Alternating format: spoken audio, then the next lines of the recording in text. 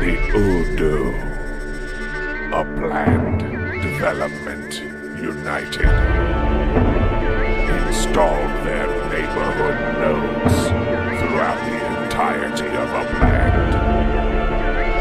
Their reach was unmatched.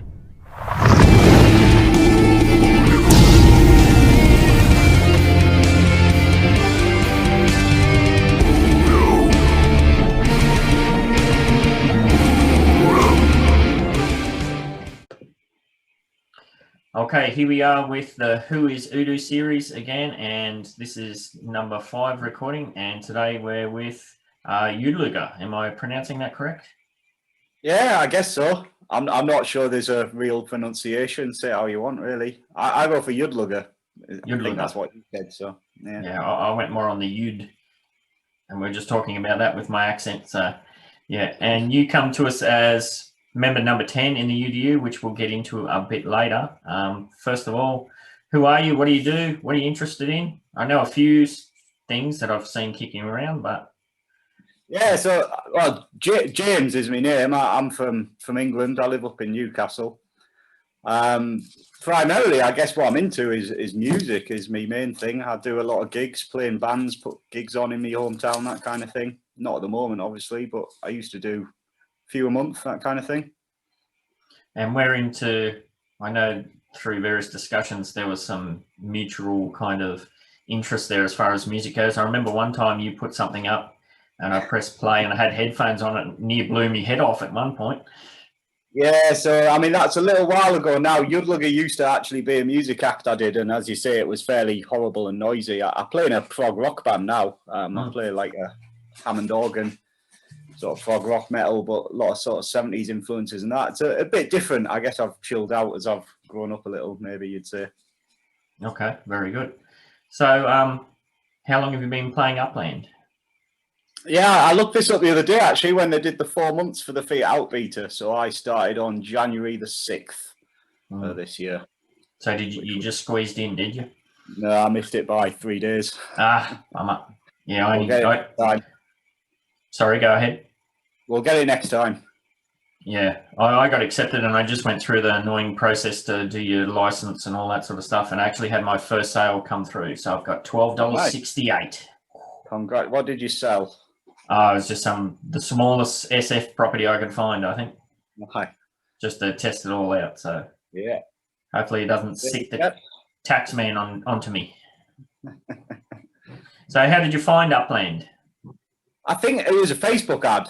I think it came from me, and I feel like I was looking for a new game at the time. Sort of, I tend to go quite heavy into games, but eventually get bored of them. Hasn't happened with Upland yet, but I was kind of looking for something new that popped up at just the right time, really, I guess, and obviously joined the Discord and went from there. Yeah, I'm the same, as you can probably see or know. I tend to go deep on things as well. Have started, forums and that sort of stuff in the past. What other games are you into? Are you mobile or PC or? No, so I'm a board gamer. Really, is a lot of what I've done. So I mean, the main game I've been playing the last couple of years is Blood Bowl. That's one of the Games Workshop games, and it's a bit like American football mixed with sort of the Warhammer Fantasyland and that kind of thing. I used to play a lot of Rocket League as a computer for gaming on PS4, but yeah, those have been the two that I've been doing recently. I used to play a lot of chess, that kind of thing as well. Was been through various ones over the years. And do you have a board game idea? Everyone usually has that's in the board games has their $1 million board game idea. I wouldn't say it's $1 million board game idea. I have tried making one in the past, but I didn't really have the enthusiasm to stick it out. Really, it was there's more to it than you think, isn't there? It's one thing having the idea and another thing taking it to an actual fully tested and ready to go game. It was not something I had the time for, really. Yep, for sure. Ideas are easy to come by. Doing the actual work and seeing it through to fruition, that's the hard part. Okay, so you're more from a gaming background, more so than the crypto side of things? Yeah, definitely. I had a bit of a dabble in crypto in like 2017 or something. Bought a load of rubbish coins, got burnt, and sort of put me off it for a few years. I've sort of obviously coming back into Upland there is a lot of crossover, so it's got me back into it a little bit, but nothing major really. Very good. And for Upland, do you remember what your first property was that you got? Well, it was something in Fresno. I couldn't tell you which one. It was wherever I got dropped on the map, I bought the one right next to me. That was what I started with. And did you do the usual trap of just buy whatever you could see and then realize, hang on a minute, I'm supposed to get 3 on the same street and all that sort of stuff? I deposited. I think I put $50 in when I joined, so I didn't have the need to grind to Upland a level. But I definitely made the mistake of going in, putting my money in, just doing what looked right in the app before joining the Discord and getting some advice as to what was needed.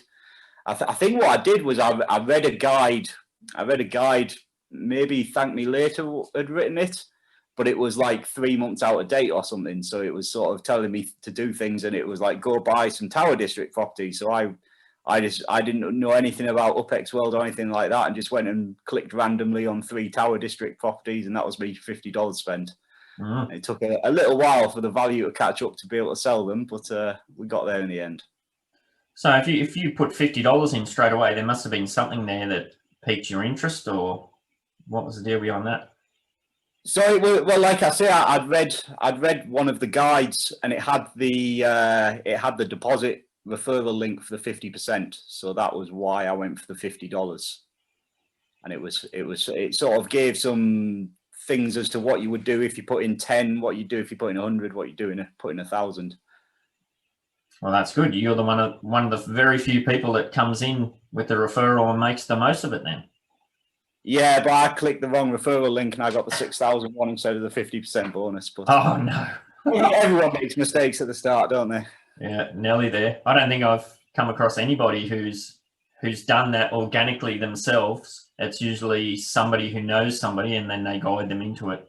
Yeah. But yeah, a bit hard if you're just from yourself. So in that sense, is Upland just a game? I guess I try and view it as just a game, I suppose. I guess my thought has always been, for the amount of time and enjoyment I've had out of the game, if I lose all the money I've put in, it's not really an issue to me. That's it's been worth the money so far. But obviously it is more than just a game, in the sense that there is potentially money to be made. So it does.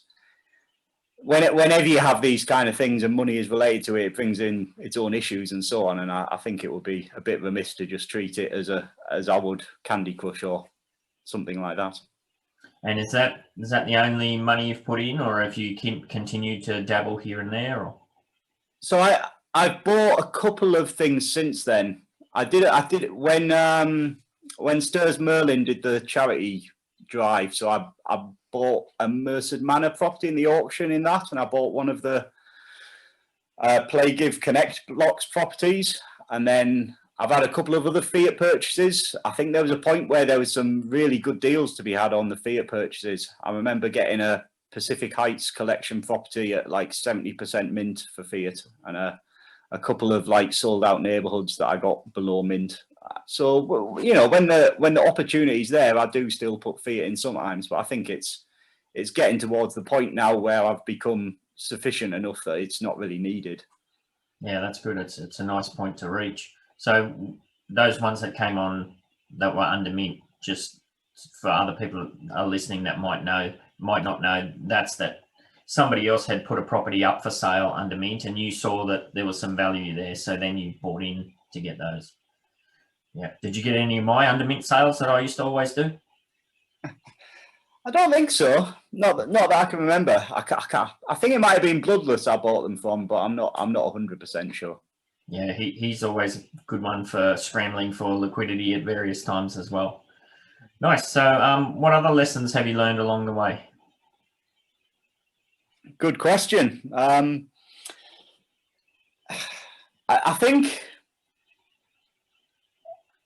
I think you kind of feel like a lot of the mistakes that you make are right at the start. I think once you've been in it for a few weeks and you start to get a grasp of how the markets work and so on, it's quite hard to make mistakes in Upland almost. There's if you avoid obvious traps, there's albeit you can make non-optimal buys, but there's not many things that you can buy and it be a mistake. I think once you're up to scratch on where the value in the market is and you know how to search for the things. So I think really a lot of the mistakes I made were just starting out and not understanding how to search for the properties I want to buy and trying to just do it in the app, really. Yeah, the new players nowadays, they have so many more tools available to them. When you started, was that before the FSA system? No, so yeah, FSA was a thing when I started.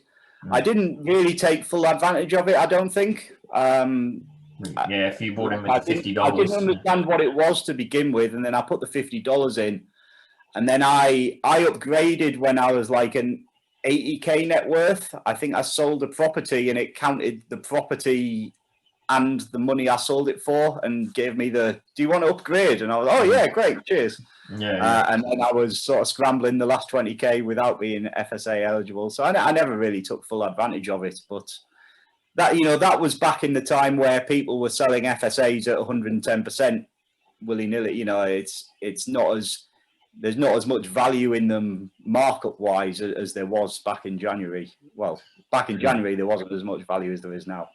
I see those as the good old days. How do you feel about the different approaches to the FSA system?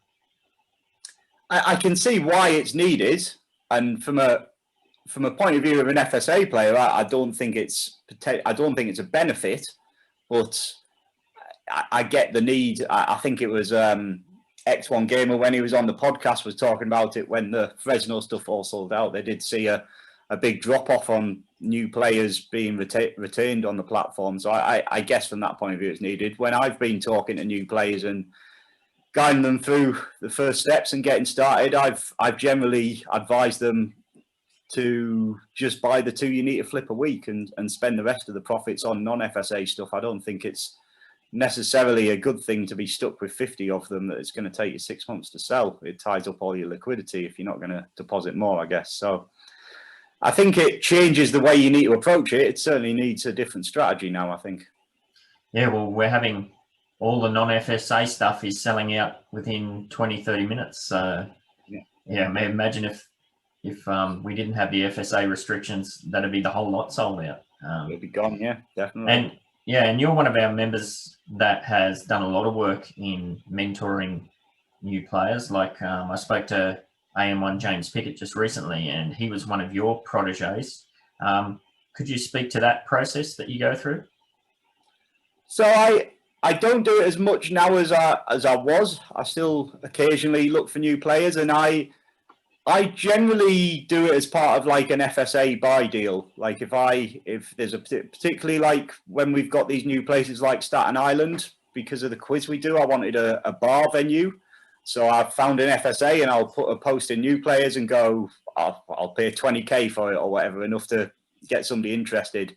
So it's mainly players who I bring in through that where, I'm getting something out of them and I'll give them a sort of, feel free to ask me any questions you have sort of thing, and it'll go from there. And sometimes they don't come back, and sometimes it becomes quite an engaging conversation with them. And I used to spend my time, doing Excel help forums and that kind of thing on the internet and answering questions on those. It's something I've always kind of enjoyed doing, that kind of process. But I tend to once the players I'm working with get to the point where they're up to pro and they don't have as many questions, not as much more help, I tend to then just go back to new players channel and make a post seeing if anyone is looking for it, or if I see a particular new player who seems to be asking good questions and seems quite engaged in it, I'll sometimes DM them directly.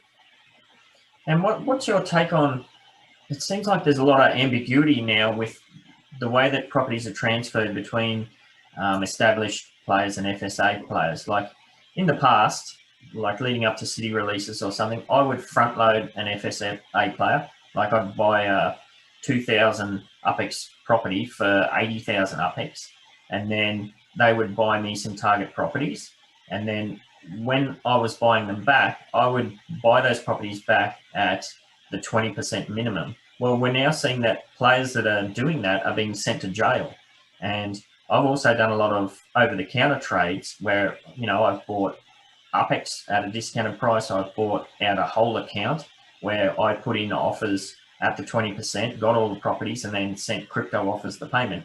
Now we're seeing players like that being jailed as well. But there's no real clear direction. Is that part of the reason you've stepped back a bit with the FSA stuff, or what do you think? It's not part of my thinking. No, I mean, I've also bought stuff for crypto and paid for it that way. And as you say, swap a less valuable player property or pay a 20% mint. I don't know if that's the direct cause of jailings. Obviously I don't have all the details behind it. I don't really know what's going on, but I've tended to, if I've front-loaded players, it's tended to be more the kind of thing of here's 20k to have some liquidity to go and buy what you want, rather than some sort of deal to get me stuff down the line. So not a shopping list sort of thing. I have done it outside of like city releases. Maybe it'll be like number 1 properties. I'll say go and buy 10 of them, and I'll pay them up front and then pay them X amount. Just coming up with a payment scheme. Really, it's to. I'm always not sure. I'm not always sure that's a good deal for the FSA player. I noticed one of the ones I did where with the 2 restriction a week, and he's trying to get me 10 players. It ended up he was having to sell me properties 5 weeks down the line, and the market moved so quickly. Is that I'm then paying peanuts for what they're really worth at that point. Yeah. So I'm not sure those kind of deals are always beneficial. But I think it just needs a bit of common sense, really, doesn't it? It needs a bit of common sense as to when things are jailed that way. The issue is how long it's taken for it to be addressed, I guess. When people are being put in jail and maybe they shouldn't be, and it's taking weeks to get out, that becomes an issue, I think. Yeah, absolutely. And yeah, speaking to that as well, like one of who's become a UDU member, Kokos, he was a FSA agent that I front-loaded for the Brooklyn release, and it was exactly that, as you said. He bought a shopping list of properties for me, and then it took, a couple of months for him to get those properties back to me. But you're right, by the time they were coming back to me, I was paying, a couple of hundred Upex for properties that were worth, tens of thousands. So I just made sure that I looked after him on the back end. It's always tricky. If you don't have a kind of relationship established with the person, from the FSA player's point of view, it'd be pretty easy to think that you're being taken advantage of when, obviously in most cases that I've seen, that's not really the underlying motivations. It's just, as you said, the market moves so quick. Yeah. So we talked about some lessons you've learned. What are some of your greatest successes, do you think? I mean, for me, the Brooklyn release was easily that was the kickstart for me. I think going into Brooklyn, I was maybe about 500k net worth, and I think I had about 100k to spend. And I did quite well from the sort of mess up and the delayed releases and doing it in waves, where I was able to spend pretty much my whole net worth at each time and then sell it for 2 or 3 times for the next release. And I ended up, making about 2 million Upex on that. And that then put me in a position where I could buy a lot of San Francisco, which is where I'm primarily based in Upland. And that really gave me the sort of spending power to start making bigger moves and increasing net worth, really. Nice. That's a lot of luck there then. That's power moves compared to some of the other failures that were happening at the same time. Absolutely. That's awesome. So what keeps you playing? Addiction, I guess. I don't know. It's one of them, isn't it? Yeah. It's sort of... I guess while you're still making progress and you see your account number keep going up, that's enough, isn't it? That's what keeps you coming back, I think. Well, what do you think what represents success in the game to you? Like, a lot of people focus on net worth and that sort of things. I personally don't place much value in that because, as we've seen, somebody can come in with a big bag of crypto and, they're the top 5 player all of a sudden. Oh, for sure. Yeah. How about yourself? I guess I take it from my own perspective, but I think as well. Obviously, the Discord community is part of what keeps you coming back as well. Maybe less so these days than when I first started. I guess it's become, the player base has increased a lot, and it's harder to keep up in the general Discord now. And maybe some of the smaller Discords surrounding Upland in different groups are maybe taking over a bit of that spot of where I would be in the general Discord. I'm maybe now spending more time in smaller ones where it's a bit easier to keep on top of everything. Yeah, absolutely. So you said you're based in San Francisco, you feel. Is that where you're going to be focusing for your development and things like that? I think so, to begin with. It's always a bit of a speculative question at this point, isn't it? Because we don't really know much detail around what it'll be. I might turn around, it's going to take me 6 months to build a house. Who knows? It's hard to say. But I think, when I first joined, the Spud Wars event was on, where they had the competing neighbourhoods having a sort of property building to get points competition, and I joined in the final bit of it where they had, I think, 3 neighbourhoods. There was Panhandle, Dogpatch and Merced Manor. Yeah. So I, as a new player, reached out to one of the Merced Manor team and said, "Oh, can I have a property to build on?" And so I got involved in that community through that event. So I think with that being the first one, I would quite like to have a nice house on one of my properties in Merced Manor. Obviously, Midtown Terrace, I've got some in the residential area there, and then I've been buying a lot in Richmond myself. I've been trying to buy up Fifth Avenue, but I shouldn't say, nobody raise your prices. I still want to buy them cheaply, please. Cat's out of the bag, mate. Yeah. And that's kind of in the Discord. Nobody cared. Nice. Yeah, I had a look through our DM history, and yeah, that was kind of how we got hooked up and talking. Was originally you reached out to me about some collection swapping, and it was funny to read. Like, I was a bit cautious. Hang on a minute, who are you? Where'd you come from? And we got talking about how we both worked for the same team in that Spud Wars challenge, and it was kind of through that we got kicked off and moving. Yeah, so that was cool. Speaking of property development and that sort of things, what other features are you most looking forward to?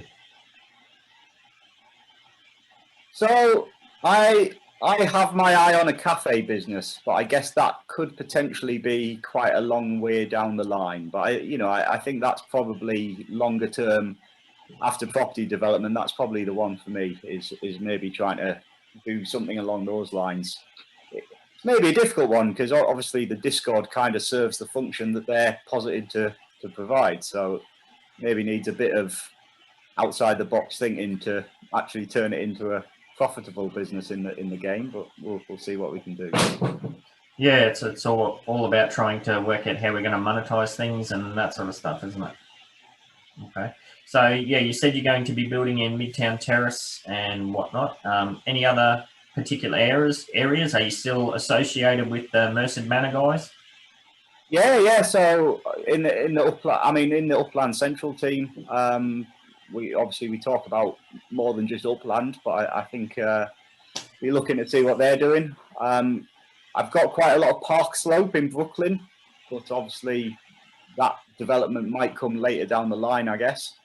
I do have one property in Little Italy, in Fresno, but obviously we've been doing the quiz, and we have our range of bars that we've been trying to send people to register for the quiz. So it may be a case of trying to build buildings on those properties first as well. But it's one of those. There's so much to do, and it's going to be a difficult choice to prioritize, I guess.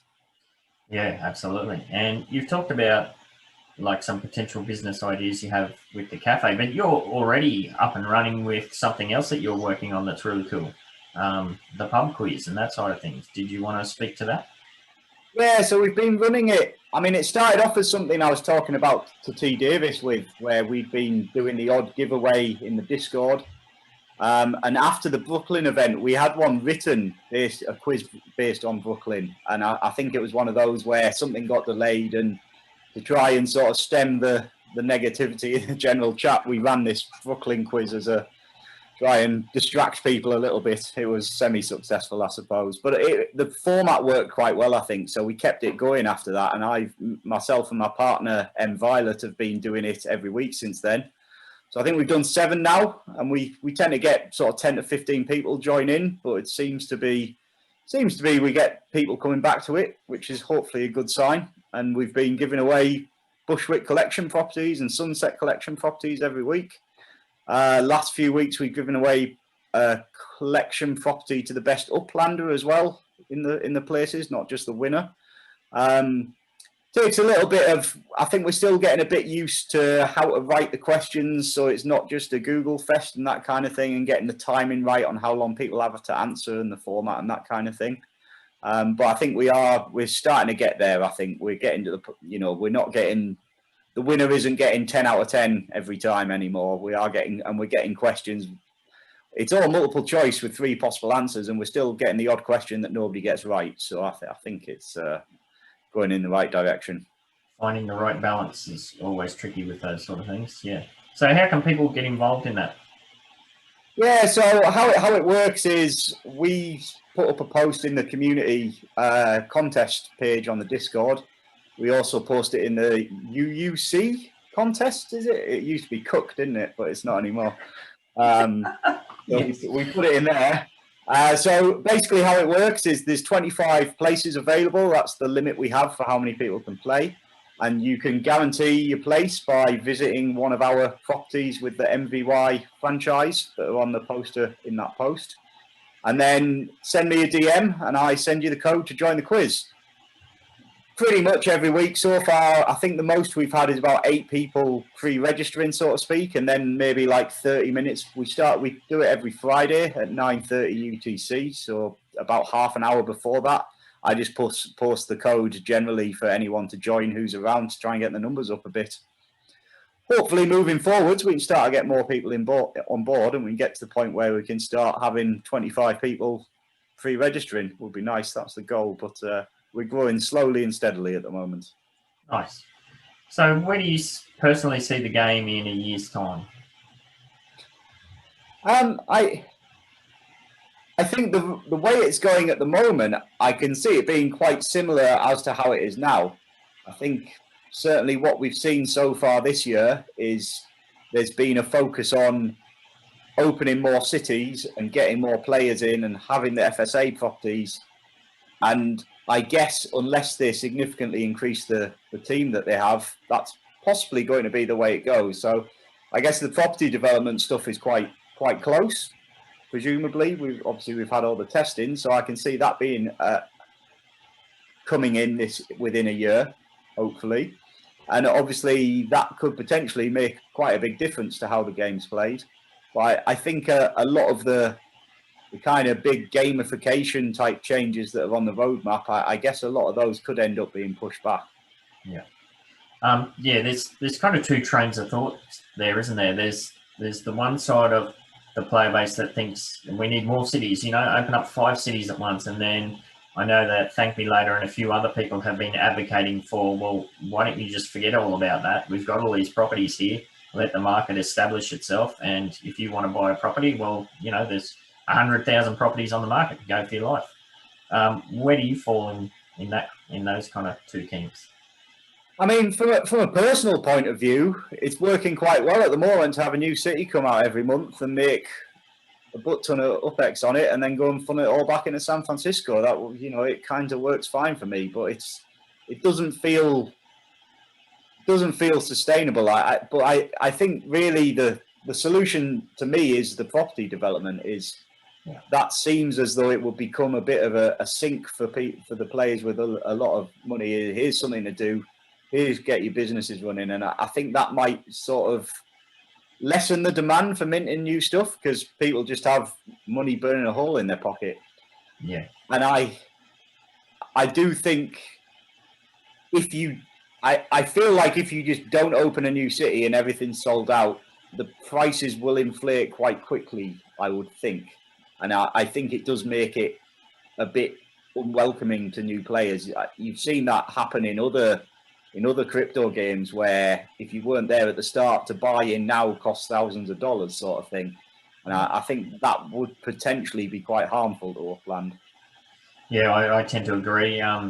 We have people thinking that they're late to the party already, even though there's a new city opening, every other week it seems. Yeah, I can imagine those kind of feelings would be tenfold if everything was locked up. Very good. So, yeah, I feel exactly the same way, and I've recently stopped. For that last Staten Island release, I had to. I did spend way more than I was planning on, but yeah, I've started to rebuild my UPEX balance, getting ready for property development. And yeah, absolutely right. Once that comes online, it's going to take a huge focus from a large section of the community. I raised a question in the Business Better group about the properties themselves. What did you think about the structures that were available? Did you have any thoughts about anything associated with that? I didn't really pay that much attention to it. I sort of, I didn't even position them the right way around. My front doors were facing the middle of the property. They were bright pink. I just clicked through, done. Yeah. I guess once it's a permanent property, it might be worth having a bit more effort into making it look a bit nicer, and so it's not slightly at an angle. But I guess because the last one that they did, the sandbox finale, they did look quite a lot better. There was a lot more detail to it. I also quite liked all the robots and stuff that they had for Fresno. I thought that was quite nice, and maybe would be something to come from the decor shops and that kind of thing, is to start getting a bit more from just everyone having the same properties on it all looking the same. It kind of having a bit of individuality to it might start to be nice. Yeah, absolutely. And I was the same. Because they were kind of speed competitions. You just plonking it down, next one, plonk, plonk, plonk. But yeah, if you're right, if we're talking 3-6 months to build a property, there's going to have to be a bit more care taken in the positioning and that kind of respect. I asked the question too, normally the property, when you press build, it just gets lumped straight in the middle of the lot. And personally, I think there should be a warning.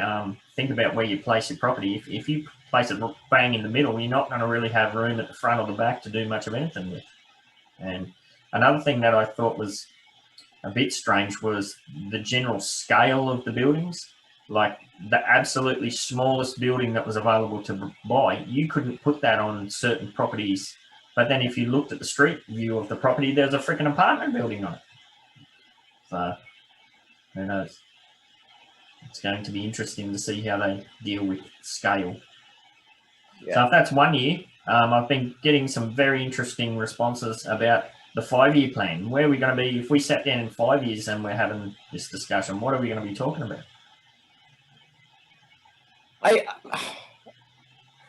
I think if we're sat here in 5 years' time still talking about Upland, obviously that's a very positive for everyone who's around now. But I think for it to last that long, it needs to become it's going to become a metaverse, like they say, isn't it? And so I think this whole buy and sell property part of it is going to be a very small part of the game in that point. But as to what that could look like, I don't really have a sensible answer, to be honest. It feels like, because it's quite sandboxy, to use that word again, it feels like it could go in pretty much whatever direction they want. And then because they're opening up businesses to people and you can put your own ideas to it, and it's going to be driven a lot by what the community build with that, is, that itself could take it in any number of ways as well. You could end up with a sort of Second Life type scenario, or you could end up with it becoming more of a gaming type scenario. It could be one or the other, I think. Yeah, hold on to your butts and see where we end up. So, moving on to UDU stuff. Do you remember how you got involved? And when you got involved, it was way before UDU, but yep. Yeah, I mean, when I got involved when you started buying out Midtown Terrace, basically. And that was an interesting period, because that was when the Sunset sellout had happened.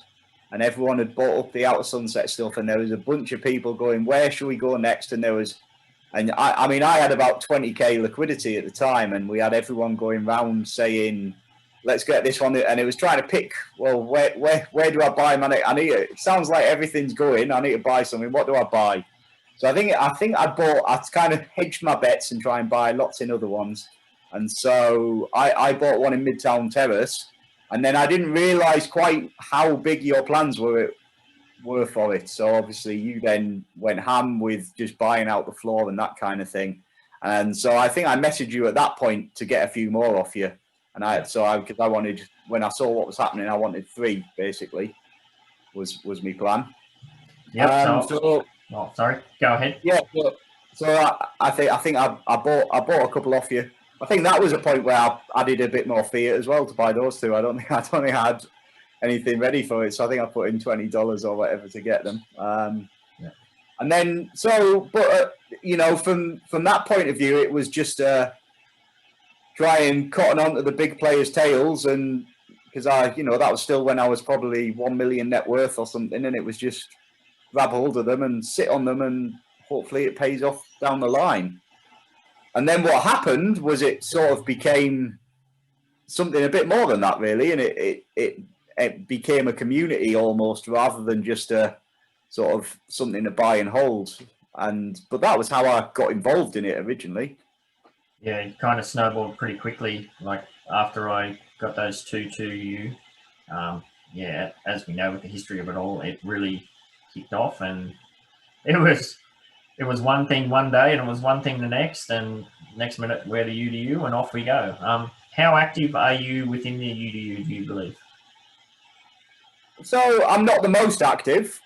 I try, obviously I do spend a lot of time in the game and in Discord, and I keep up to date with what's happening. I read the posts.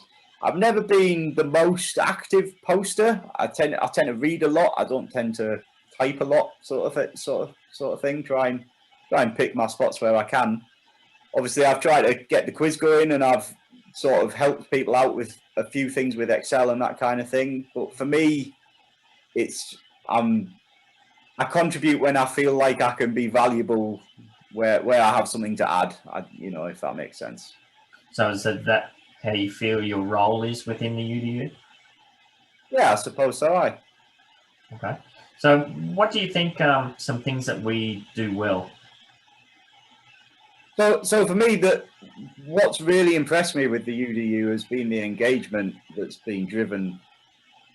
So obviously the Merced Manor group and a couple of other groups I've sort of joined since I started in January, and there's been quite a lot of different neighbourhoods popped up with community-driven areas and that kind of thing. And because the property development's been delayed, a lot of them that I've been in I've found to be quite quiet, and sort of the initial kind of enthusiasm has dwindled a little bit. And I think UDU has really done a good job of becoming a community around the neighbourhoods, rather than just a sort of general let's buy this neighbourhood, and the sort of bringing in players into the fold and community events and this kind of thing. Obviously people like Uplando and the academy guys, what they're doing, that's really the main sort of thing for me that's made it become something to get more involved in than just sit and hold a couple of properties. Yeah, well, it's kind of, we're a victim of our own success in some regards, like you say, because there's been delays with property development, and it's kicked off again this evening, as we talked about before, where we're getting accused of just moving in to raise the floor and then profit off other people, where it's kind of hard for us to really show what we're all about until property development comes on board. I think once that's online and people can see, well, hang on a minute, look, there's 50 players building in this one neighbourhood, I think that'll help address some of those issues. What do you think about that? Maybe. I think the negativity will always be there, just because of the number and size of the big players that are part of the initiative, and there'll always be some negativity towards it. from my perspective, I obviously a lot of the players that are in the UDU I've known for several months now, and I've gotten quite well with them, and they're people who I've seen drive the community forwards and do it for not just their own personal gain. There's a lot of generous players out there, to be honest, and I don't think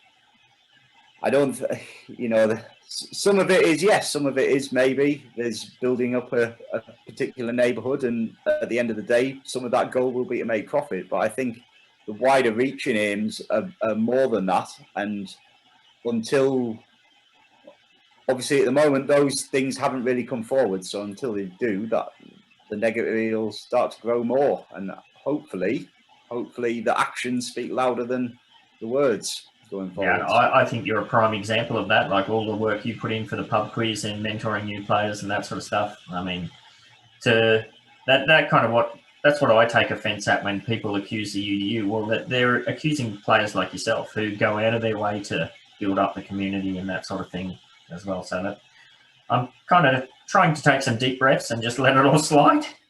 Along those lines, what could we improve on, do you think? So it's hard to say really, because a lot of the complaints that were raised today are about transparency and that kind of thing. And from what I can see, the chat that goes on behind the private Discord server is not, there's nothing nefarious in there. It's mainly people talking about what beers you're drinking and what music you listen to. General getting to know your stuff, isn't it? Yeah. So, and a lot of the main things are publicised quite well of what's happening and what's going on.